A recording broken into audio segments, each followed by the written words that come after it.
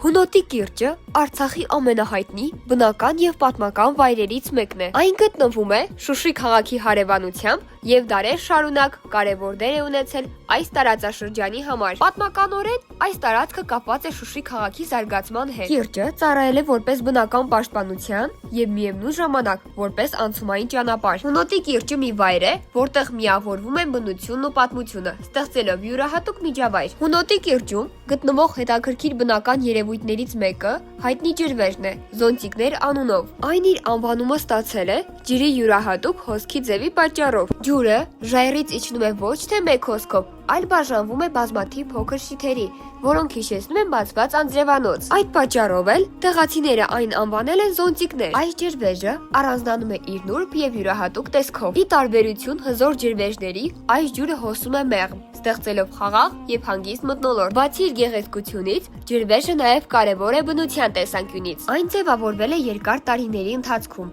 ջրի եւ ժայռի փոխազդեցության արդյունքում։ Այս վայրը գրավում է այցելուներին իր անսովոր տեսքով եւ համարվում է Հունոտի կիրճի ամենահետաքրքիր հատվածներից մեկը։